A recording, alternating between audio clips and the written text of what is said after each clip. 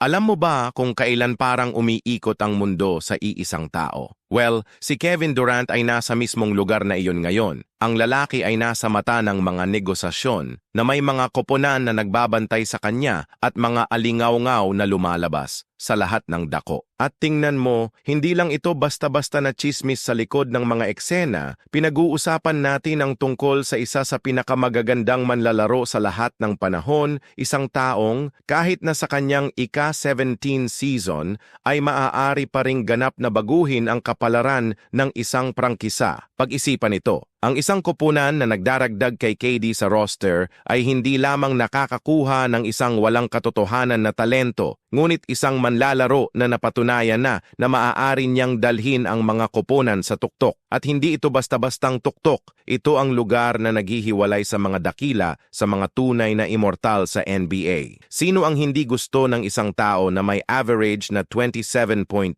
puntos, 6 rebounds at 4.2 assists? Bawat laro, shooting 53. 2% mula sa field, hindi ka panipaniwala kung paano, taon-taon, patuloy siyang naglalaro sa antas na ito ng kahusayan. Ngayon isipin na ikaw ang GM ng isang NBA team, hindi ka magdadalawang isip na subukang magdala ng ganoong player, di ba? Well, iyon mismo ang isinasaalang-alang ng ilang mga franchise. At isang pangalan na umuusbong ng may puwersa ay ang Los Angeles Lakers. Naisip mo na ba ang isang super team kasama sina LeBron James, Kevin Durant at Luka Doncic? Parang isang bagay sa video game, ngunit binabantayan ng Lakers si KD kung sakaling maging available siya sa merkado. At maging tapat tayo, magiging maalamat ang makitang magkasama sina LeBron at Durant sa iisang koponan. Papasok na ang kontrata ni KD sa huling taon nito at ayon sa ilang tagaloob ng NBA, malaki ang posibilidad na lumipat siya ng team sa lalong madaling panahon. At ano ang ibig sabihin nito? Na malapit na nating masaksihan ang isa sa pinakamalaking paggalaw sa NBA nitong mga nakaraang taon.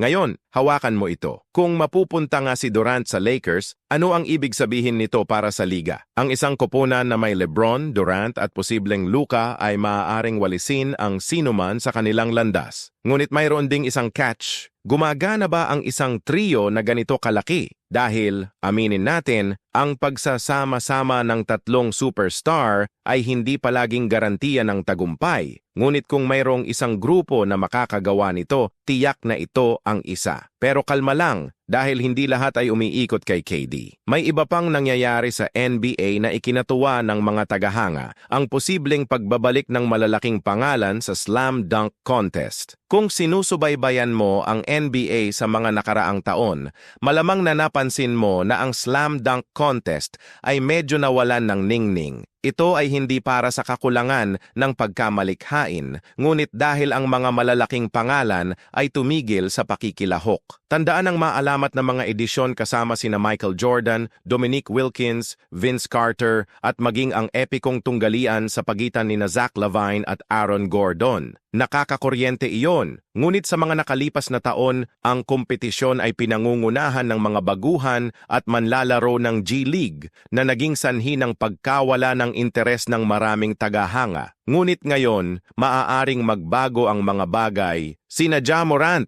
at Giannis Antetokounmpo ay isinasaalang-alang ang paglahok. Naiisip mo ba ang isang slam dunk contest kasama sina Morant, Giannis at ilan sa mga pinakamahusay na dunker sa NBA? Nakakabaliw lang, nagpakita na ng senyales si Morant na papayag siyang sumali sa kompetisyon, lalo na matapos makita ang dominasyon ni MCM lang sa G League. Paano si Giannis? Well, nasabi na niyang pasok siya basta kasama rin si Morant. Kung mangyayari talaga ito, maaari tayong tumitingin sa isang renaissance ng dunk contest. Ito ang magiging perpektong oras para buhayin ang hype, ibalik ang spotlight at marahil ay makakita ng isang bagay na kasing iconic ng 2000 dunks ni Carter. Ngayon, pag-isipan ito, bakit hindi malilimutan ang mga lumang dunk contest? Ito ay hindi lamang pagkamalikhain, ngunit ang malalaking pangalan na nakikipagkumpetensya. Nang magduel sina Jordan at Wilkins, noong sinabi ni Vince Carter na tapos na, sa kanyang 360-0 dunk at nang maglagay sina Zach LaVine at Aaron Gordon ng isa sa pinakamagagandang palabas sa kasaysayan ng kaganapan. Nangyari ang lahat ng ito dahil nandoon talaga ang pinakamahusay. Kung tatanggapin ni Morant